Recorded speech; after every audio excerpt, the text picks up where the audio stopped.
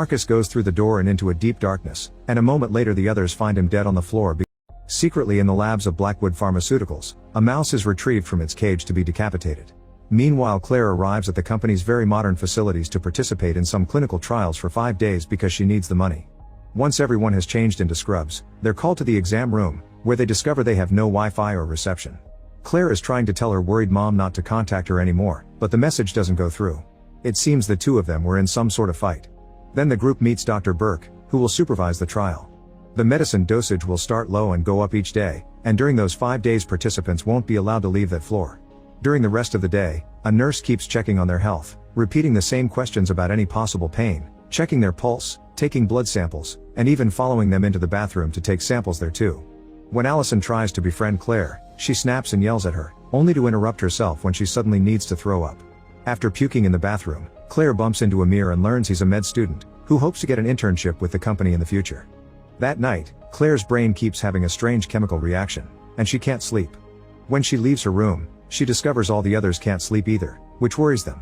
Marcus says he's feeling something he can't describe. The next morning, Burke tells them that a bit of insomnia isn't a big deal and the process of dozens of tests starts again. On the wall, a clock counts down the hours left for the trial to end. Later in her office, Burke calls her superiors to inform them that whatever is that she's testing is going directly into the participant's central nervous system and causing serious brain inflammation. The higher-ups remind her this is a double-blind trial, meaning she isn't allowed to have any more information. However, they're shocked to hear that the test results Burke sent them happened in just 1 day, which it's too fast. The next day, Burke informs the group that the parameters of the trial have changed and now the company wants to know how long the group can stay awake. They are forbidden from trying to sleep, and if they feel too tired they must inform Burke or a nurse. After Claire takes the new dose, she's put in an MRI machine, which makes her very anxious because she's claustrophobic. The darkness and the weird noises bring back horrible memories of her drunk mom telling her off and refusing to let her out. Terrified, Claire begs for the test to stop, but it keeps going until the end. Time continues to pass and the group gets more and more concerned about the lack of sleep, not to mention how high the medicine dose is getting. Burke reminds them they're free to leave at any point but also announces that every person who stays until the end will get a bonus of 30,000 euros. Most of the group loves the idea and starts cheering, but Claire and Amir are still wary, believing there's always a catch. The group starts playing music and drinking champagne to celebrate, and Allison convinces Claire to dance with her. However, Claire starts to yawn multiple times in a row, so she leaves to inform Burke. Then Ray yawns as well, so Burke interrupts the celebrations and sends everyone to drink water. Afterward, Burke calls her superiors again, explaining the participants' immune systems have gone haywire. She wants to end the trial early, but the higher-ups refuse and order her to keep upping the dose. Meanwhile, the participants are keeping each other awake by chatting, however Claire starts to doze off. Allison immediately snaps her out of it and asks her about her plans for the money, but Claire is very dismissive and hurts her feelings, so Allison leaves the room. Since the moment was ruined, Amir leaves as well, and as he takes the corridor, he overhears Burke tell her bosses she refuses to take responsibility for whatever happens next. After she leaves her office, Amir sneaks inside and looks at the test results on her computer, discovering the brain inflammation. Horrified, he copies all the files in a flash drive. Back to the group, they're watching TV when the screen suddenly starts failing. Claire notices Allison sitting on her own and approaches her to apologize, only to discover she's fallen asleep. At that moment Allison starts bleeding from her eyes, nose, and ears, then she has a seizure. Her body falls to the floor and her eyes become bloodshot as she pukes, and after lots of shaking, she dies. When Burke sees this, the facility's computer announces that there has been a security breach and from now on they'll be under lockdown protocol. An alarm starts ringing through every room and the lights turn red as the computer starts the countdown, so Burke and the participants immediately run away. The door is already closing, but Burke tries to cross anyway, causing her to get stuck and severely hurt by the heavy metal. The group drags her out, but it's too late. Burke apologizes and dies while the door closes, leaving the participants stuck inside. The clock on the wall resets and now counts 24 hours before the lockdown ends. Amir comes out of Burke's office and tells everyone to stay awake because if they fall asleep, they'll die. He explains he saw the tests and that for the last 4 days, their brains have been pushed into overdrive, so now they're shutting down. Everyone panics and Ray even gets a bit aggressive while the others try to push the door to no avail. In the rec room, the television plays a message from the company asking them to be patient. Next they look around and find a bunch of smelling salts, so each of them gets 5 packets that should last all night. Amir warns them to use them at the last second, but Ray immediately uses one anyway. Then Ray finds some medicine in a cabinet, but Amir immediately warns them against it. In fact, he advises not to drink coffee either. Any kind of stimulant will just make the metaphoric flames in their brains burn faster. Amir is sure this is treatable, so they need to wait for the doors to open and find help. For the next few hours, the group tries their best to stay awake. By now they've been awake for 100 hours. Amir thinks that the brain inflammation will go down now that they don't take the medicine anymore, but when he scans Claire's brain for a checkup, the results terrify him. However, he doesn't tell the others. As Claire walks down the corridor, she feels incredibly dizzy and begins hearing her mother's voice. She decides to record a message for her mother, who is under palliative care in the hospital because her liver was ruined by all the drinking. However, Claire ends up deleting the video. Afterward, she finds the mice in the lab and decides to free them, but they refuse to go away.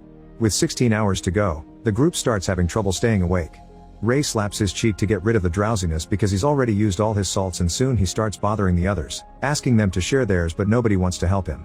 Meanwhile, Amir continues to run tests in the exam room with the two bodies, and suddenly Burke sits up behind him. However, when Amir turns around, she's still down and dead, which means he's starting to experience hallucinations. In the rec room, Claire stares at the wall while she continues to hear her mother's voice.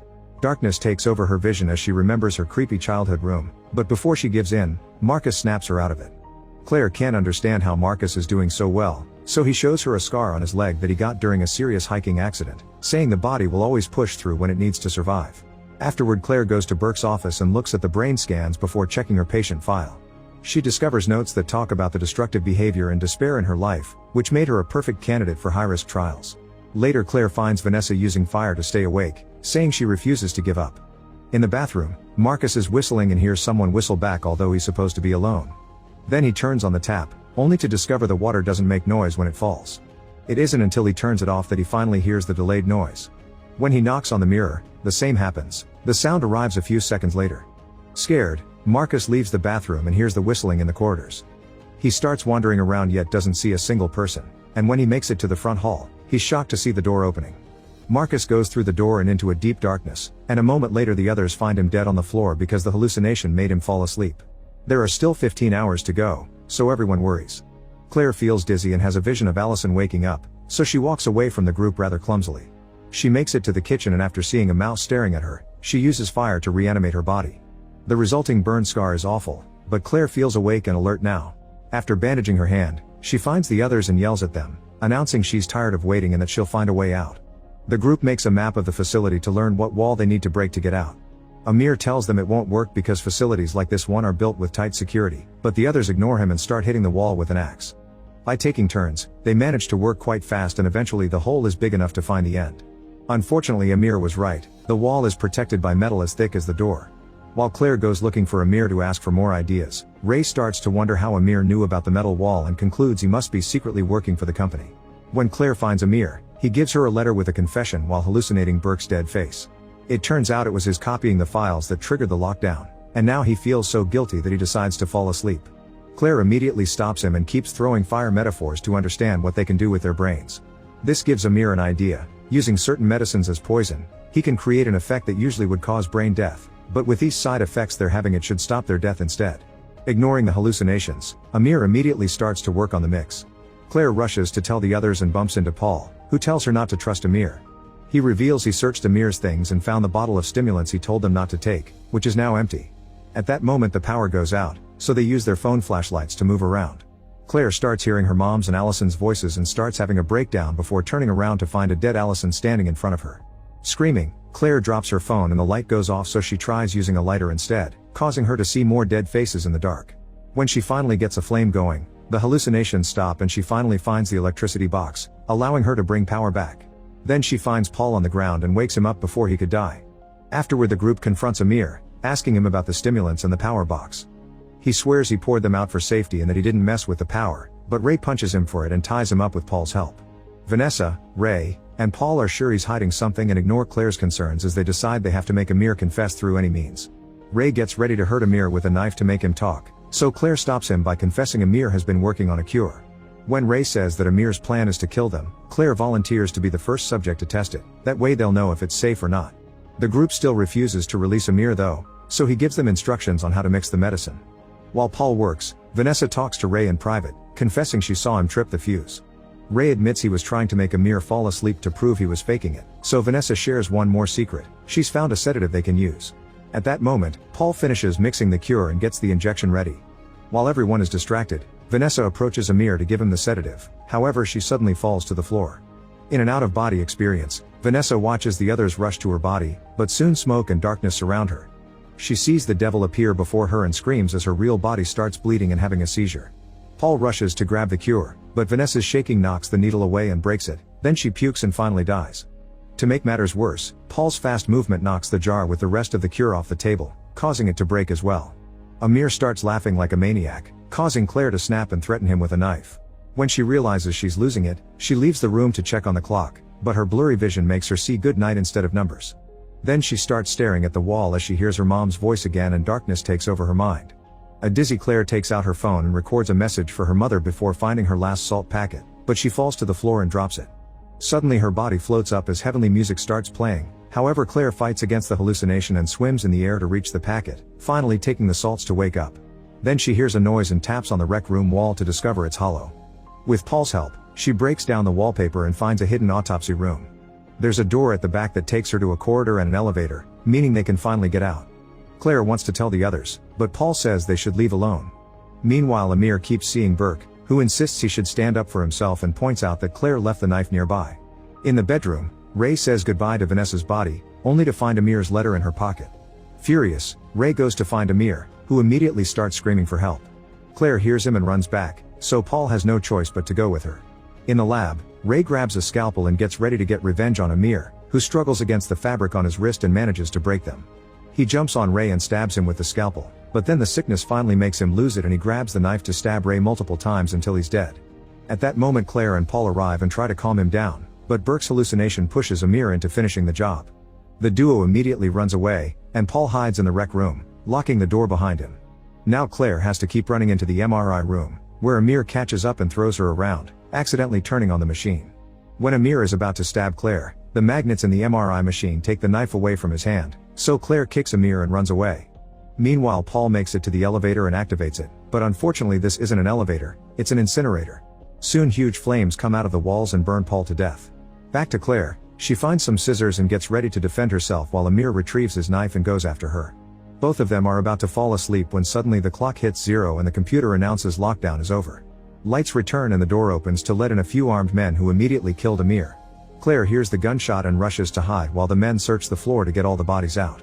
Once the coast is clear, Claire tries to escape and finds the bodies in bags, so she quickly covers her face with Amir's blood and gets inside a bag to pretend to be dead. A man checks on her and believes his co-worker found the body, so she's thrown in the back of a truck with the others. Claire uses her phone's flashlight and keeps hallucinating that a dead Allison is in the bag with her, so she closes her eyes and hums her mother's song. When she opens her eyes again, a more friendly Allison smiles at her before disappearing. Once the truck is far enough from the facility, Claire comes out of the bag, and seeing her in the mirror gives the driver such a shock that it causes the vehicle to crash. Claire sees both men are down and immediately leaves the truck, only managing a few steps before falling unconscious. 4 months later, Claire is still in a coma in the hospital. A newscast announces that Blackwood Pharmaceuticals was cleared of any crimes and the incident was blamed on Burke. At that moment, Claire opens her eyes. Will you call the experiment a success? Let me know in the comment section. Thanks for watching. Kindly like and subscribe, and please don't forget to share as well. See you again soon. Bye.